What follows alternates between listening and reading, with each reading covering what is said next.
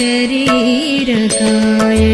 कर्पूरगौरार्धशरीरकाय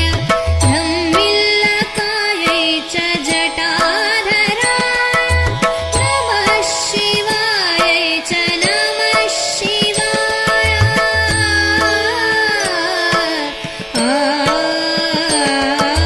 नमः शिवायै च नमः शिवाय